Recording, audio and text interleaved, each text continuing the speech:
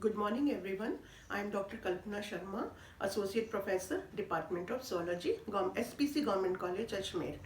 आज के चैप्टर में मैं आप लोगों को एंटीजन क्या होते हैं और एंटीजेनिसिटी क्या होती है उसके बारे में बताने जा रही हूँ। जैसा कि हम सब जानते हैं कि हमारे शरीर के अंदर एक प्रतिरक्षी तंत्र पाया जाता है, इम्यून सिस्टम पाया जाता है। इसके बारे में हमने लास्ट में डिस्कस किया था, लास्ट चैप्टर में। तो जब हमारे एंटीजन्स क्या हैं?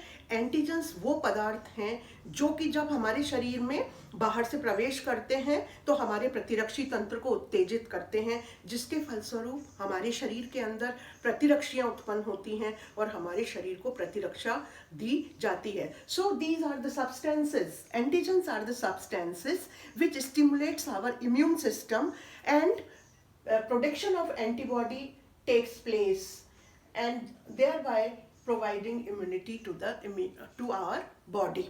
अब देखिए, एंटीजन्स जो होते हैं ये ग्रीक शब्द से मिलके बने हैं। इसका मतलब होता है which is foreign to the body, जो हमारे शरीर में बाहर से आए। अब हम देखते हैं कि एंटीजन्स जो होते हैं वो बाहर से आने वाले पैथोजन्स होते हैं, रोग कारक होते हैं। ये हमारे शरीर में रोग लेके आते हैं और रोग लेने के साथ साथ ये हमारे प्रतिरक्षी तंत्र को प्रभावित करते हैं, जिसके फलस्वरूप हमारे शरीर में स्पेसिफिक एंटीजन के लिए स्पेसिफिक एंटीबॉडी उत्पन्न होती है और हमारे शरीर को प्रतिरक्षा प्रदान की जाती है। इसके अगर हम रासायनिक प्रकृति देखें एंटीजन्स की, तो एंटीजन्स किस किस के बने हुए होते हैं? They are made up of proteins, mucopolysaccharides and lipopolysaccharide. क्योंकि एंटीजन इम्यून सिस्टम का भाग होते हैं, इसलिए हम इनको इम्यूनोजीन्स भी कह सकते हैं। इम्यूनोजीन्स ऐसे जीन्स जो कि इम्यूनिटी हमें प्रोवाइड करते हैं। ये एंटीजन्स जो होते हैं इनकी दो प्रॉपर्टीज होती हैं। किसी भी एंटीजन की दो प्रॉपर्टीज होती हैं। क्या क्या प्रॉपर्टीज होती हैं? एक प्रॉपर्टी तो इनकी होती है एंटीजेनिसिटी या इम्यूनोजेनिसिटी। दूसरी इनकी प्रॉपर्टी होती है रिएक्टिविटी, कि किस क्रियाशीलता। तो दो तरह की प्रॉपर्टी प्रदर्शित करते हैं। जैसे कि जो फर्स्ट प्रॉपर्टी है इम्यूनोजेनिसिटी के अंदर, जब कोई एंटीजन स्टिमुलेट करता है स्पेसिफिक एंटीबॉडी प्रोडक्शन को, और इसी के अंदर दूसरा पॉइंट ये आता है कि प्रोलिफरेशन ऑफ टी सेल्स और बोथ। दूसरा पोर्शन है हमारा रिएक्टिविटी का। तो रिएक्टिविटी जो होती है वो जब एंटीजन एंटीबॉडी के साथ रिएक्ट करता है तो वो एंटीजन की रिएक्टिविटी प्रॉपर्टी होती है। इसके बाद में हम आते हैं एंटीजेनिसिटी पे। What is antigenicity? अब हम इस एंटीजेनिसिटी को परिभाषित करेंगे कि एंटीजेनिसिटी क्या होती है। Antigenicity is the process of production of immune response by a specific antigen molecule by producing a specific antibody. अब एंटीजेनिसिटी क्या है? कि हमारे शरीर के अंदर कोई स्पेसिफिक एंटीजन आएगा और उसके फलस्वरूप एक स्पेसिफिक एंटीबॉडी उत्पन्न होगी, तो हम इसको एंटीजेनिसिटी कहते हैं। जैसे पोलियो का एंटीजन है तो पोलियो की प्रतिरक्षी ही उत्पन्न होगी, इसको हम एंटीजेनिसिटी कहते हैं। एंटीजेनिसिटी बिल्कुल लॉक एंड की मैकेनिज्म पे काम करती है, ताला चाबी जैसे। एक विशिष्ट ताले के अंदर एक विशिष्ट चाबी लगती है, इसी तरह से एक स्पेसिफिक एंटीजन एक स्पेसिफिक एंटीबॉडी के साथ क्रिया करता है। अब देखिए, जब एजी एबी आपस में क्रिया करते हैं, जब एजी और एबी आपस में क्रिया करते हैं तो क्या होता है? एंटीजन और एंटीबॉडी आपस में क्रिया करते हैं तो क्या होता है? During the AG AB reaction, antigen का पार्ट होता है एपिटोप। ये मैंने एंटीजन का डायग्राम बनाया है। इस डायग्राम में मैंने दिखाया है कि ये जो राउंड वाला भाग है और ये जो निकला वाला भाग है, ये एंटीजन का एपिटोप वाला भाग है। एंटीजन का एपिटोप वाला भाग।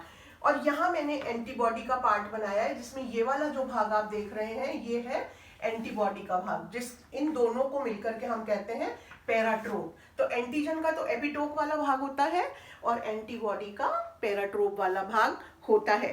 अब दोनों को कैसे परिभाषित करते हैं कि एपिटोप क्या है? पहले हम देखते हैं कि एपिटोप क्या है। Epitope is the part of the antigen which reacts with the antibody. Epitope वो पार्ट है जो कि एंटीबॉडी के साथ रिएक्ट करता है। पैराट्रोप क्या है एंटीबॉडी का? Paratrope is the portion of antibody molecule which binds with the epitope region, of the antigen. अब इसके बाद हम देखेंगे, ये हमने यहाँ तक देखा एंटीजेनिसिटी क्या होती है, किस तरह से एजीएबी रिएक्शन में एंटीजन का पैराट्रोप और एंटीजन का एपिटोप एंड एंटीबॉडी का पैराट्रोप पार्ट कंबाइन करते हैं। इसके बाद में हम देखेंगे कि वैलेंसी क्या होती है, संयोजकता क्या होती है एंटीजन की। तो what is the valency of the antigen? The number of antigenic determinants. हम एंटीजेनिक डिटर्मिनेंट्स भी हम एपिटोप को एंटीजेनिक डिटर्मिनेंट्स भी कह सकते हैं। तो portion of the number of antigenic determinants which are present on an antigen molecules are referred to as the valency। एक एंटीजन के ऊपर जितनी एंटीजेनिक डिटर्मिनेंट साइट होती हैं, जितनी एपिटोप्स पाई जाती हैं, उसको हम उसकी संयोजकता कहते हैं। इसके बाद में हम लोग देखेंगे what are the factors which affects the antigenicity of a molecule।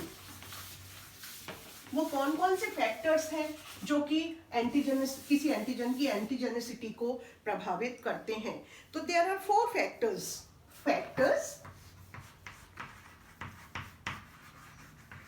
which affects the antigenicity of the molecule। तो वो 4 फैक्टर्स कौन कौन से हैं? Number 1, chemical nature of antigen, रासायनिक प्रकृति, number 2, size of the antigen molecule, आकार, number 3, फॉरेननेस of antigen, and number 4, solubility of the antigen। अब हम एक एक करके इनको देखेंगे कि साइज, केमिकल नेचर किस तरह से प्रभावित करता है एंटीजन का एंटीजेनिसिटी को। जो एंटीजेंस प्रोटीन्स और पॉलीसैकेराइड्स के बने हुए होते हैं, उनकी एंटीजेनिसिटी ज्यादा होती है as compare to the antigens which are made up of nucleic acid और लिपिड्स, रासायनिक प्रकृति। उसके बाद में हम देखते हैं साइज। अगर साइज का हम देखें तो जो एंटीजन मॉलिक्यूल साइज में छोटे होते हैं वो पुअर एंटीजेंस होते हैं, जैसे कि इंसुलिन 50700, इनका आणविक भार 6000 से कम है। इसके विपरीत जो एंटीजन मॉलिक्यूल बड़े होते हैं, ये दे हैव मोर एंटीजेनिसिटी, जैसे कि थायरोग्लोबुलिन जिसका आणविक भार है 669000 डाल्टन। उसके बाद हम आते हैं फॉरेननेस पे। फॉरेननेस का मतलब किस तरह से है foreignness? Antigens from distance source shows more antigenicity. अगर डिस्टेंस से कोई एंटीजन आ रहा है तो वो मोर एंटीजेनिसिटी शो करेगा। Antigens from organisms of related species exhibits less antigenicity। Organisms related to the antigens from organisms of related species exhibits less antigenicity as compared to the unrelated species। तो ये हमने देखा फॉरेननेस। अब हम देखते हैं solubility of antigen। solubility of antigen में क्या देखेंगे हम कि if antigens are insoluble in body fluids, अगर कोई एंटीजन बॉडी फ्लूइड के अंदर घुलता नहीं है तो उसकी एंटीजेनिसिटी पुअर होती है, और अगर कोई एंटीजन किसी बॉडी फ्लूइड के अंदर डिसॉल्व हो जाता है, सॉल्युबल होता है, तो इसकी सॉल्युबिलिटी ज़्यादा होती है। यही आज के इस लेक्चर में मैं आपको बताना चाह रही थी। Thank you.